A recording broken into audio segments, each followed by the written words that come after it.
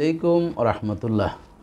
দর্শক, এক ভাই জানতে চেয়েছেন ভাই ভাইয়ের সাথে বেঈমানি করলে তার ফল কি হবে। এ সম্পর্কে আমি বলতে গেলে শুরুতেই পবিত্র কোরআন কারিমে সূরাতুল হুজরাতের 10 নং আয়াত দিয়ে শুরু করতে। আল্লাহ সুবহানাহু ওয়া তাআলা পবিত্র কোরআন কারিমে ইরশাদ করেন, আউযু বিল্লাহি মিনাশ শাইতানির রাজিম, বিসমিল্লাহির রহমানির রহিম, ইন্নামাল মুমিনুনা ইখওয়া ফাসলিহু বাইনা আখওয়াইকুম। আল্লাহ সুবহানাহু ওয়া তাআলা পবিত্র কোরআন কারিমে ইরশাদ করেন, নিশ্চয়ই মুমিনরা একজন আরেকজনের ভাই। ফাসলিহু, তোমরা সংশোধন করো, ইসলাহ করো, বাইনা আখওয়াইকুম, তোমাদের ভ্রাতৃত্ব বন্ধনের। অর্থাৎ ভাই ভাইয়ের সাথে বিভেদ হতে পারে, বুঝের বেমিল হতে পারে, যে কোনো মন কষাকষি হতে পারে, কিন্তু আল্লাহই চমৎকার বলছেন, তোমরা ফাসলিহু, তোমরা ইসলাহ করো, সংশোধন করো, তোমরা নিরসন করো তোমাদের মাঝে যে বিভেদ হয়েছে। এতে তোমাদের প্রতিদান হবে, তোমাদের সুসম্পর্ক এবং তোমাদের সামাজিক অবস্থান সৃষ্টি হবে এবং সন্তানের ভিতরে ভালো একটি প্রভাব পড়বে। আর যদি বিদ্বেষ থাকে তাহলে আমাদের ভবিষ্যৎ প্রজন্মরও কিন্তু দিন দিন তাদের ভিতরে ভ্রাতৃত্ব বন্ধনের ঘাটতি হবে এবং এক আরেক ঘরের ভাইয়ের ছেলে অর্থাৎ চাচাতো ভাইকে সহ্য করতে পারবে না, ভাতিজা চাচাকে সহ্য করতে পারবে না, অর্থাৎ এটা বিদ্বেষের সংসার, বিদ্বেষের জীবন পরিণত হয়ে যাবে। এবং রাসূলুল্লাহ সাল্লাল্লাহু আলাইহি সাল্লাম আমাদেরকে আদেশ দিয়েছেন যে এই বিষয় সম্পর্কে অবহিত করেছেন, 3 দিনের বেশি যদি একজন আরেকজনের সাথে কথা না বলে থাকে তখন তার কোনো ইবাদতই রব্বুল আলামিনের কাছে কবুল হয় না।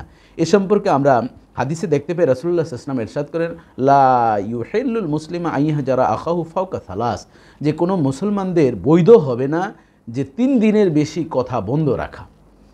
এবং রাসূলুল্লাহ সাল্লাল্লাহু আরও বলেন যে ইয়ালতাকিয়ানি ফায়ারিদু হাযা ওয়া ইয়ারিদু হাযা, যে একজন আরেকজনের সাথে দেখা হলে এক ভাই আরেক ভাইয়ের সাথে একজন এভাবে ঘাড় ফিরিয়ে নিল, আরেকজন এভাবে ঘাড় ফিরিয়ে নিল। রাসূলুল্লাহ সাল্লাল্লাহু আলাইহি ওয়াসাল্লাম এভাবে কিন্তু সাহাবায়ে কেরামদেরকে সরাসরি দেখিয়েছেন যে এভাবে মুখ ফিরিয়ে নিলে এক ভাই আরেক ভাইকে দেখে।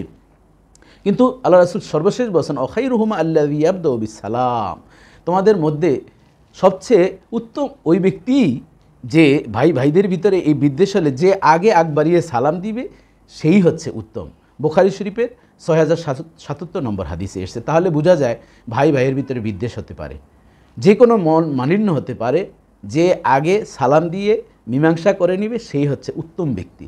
এজন্য আমরা উত্তম ব্যক্তি হতে চাই। আর না হয় যতই আপনি নিজেকে বুজুর্গ মনে করেন, যতই নিজেকে অনেক বড় ব্যক্তি মনে করেন, কিন্তু দেখা যায় আপনি কথা বন্ধ করে রাখছেন, মনের ভিতরে যদি ভিন্ন ধরনের চিন্তা থাকে, হিংসা বিদ্বেষ থাকে, তাহলে কোনো ইবাদত রব্বুল আলামিনের কাছে পৌঁছবে না এবং কবুল হবে না। এই জন্য এই বিষয়টা আমাদের খেয়াল রাখতে হবে।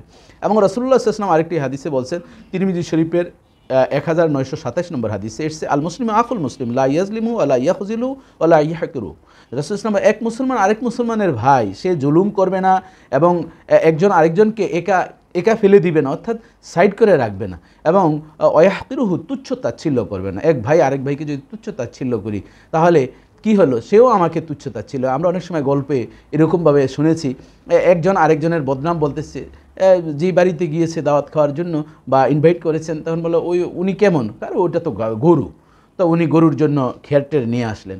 আবার উনি যাওয়ার পরে বাথরুমে বা কোথাও গেলেন, আসার পরে বললো উনি কেমন, ওইটা তো একটা ছাগল, তো ছাগলের জন্য ঘাস নিয়ে আসলো। তো যিনি ওই যে বাড়িতে খাওয়ার অ্যারেঞ্জমেন্ট করেছেন, দাওয়াত দিয়েছেন, তো এখন কিছু খের নিয়ে আসলো আর কিছু ঘাস নিয়ে আসলো। আসার পরে ওনাদেরকে খাবার দিল, দেওয়ার পর বললো এটি কেমন, আমাদের সাথে আপনি এই আচরণ করছেন। না, আপনি তো গরু, আমাদের এলাকায় গরুকেই খাবার দেয়, আর আপনি তো ছাগল, এই জন্য আমাদের এলাকায় এই দুব্বা ঘাস, এই ঘাসগুলো দেয় ছাগলের জন্য। এটা কেমন কথা? হ্যাঁ, ওই যে আপনি ওয়াশরুমে গেলেন, উনি আপনাকে গরু বলেছেন, আর আপনি যখন ওয়াশরুমে গেলেন উনি আপনাকে ছাগল বলছে। তখন দুই ভাই মিলে বলল, হারে আমরা তো নিজেদের সম্মান নষ্ট করেছি। তাহলে দেখা যায় যে আমরাই আমাদের একজন আরেকজনের বদনাম করে, এক ভাই আরেক ভাইয়ের সাথে বিদ্বেষ স্থাপন করে, আমরাই আমাদের পরিবারকে, সমাজকে এবং এলাকাকে কলুষিত করি। এই জন্য আসুন ভাইয়ের সাথে সুন্দর আচরণ করব, উত্তম আচরণ করব, এই প্রত্যাশায় বিদায় নিচ্ছি। আসসালামু আলাইকুম ওয়া রাহমাতুল্লাহ।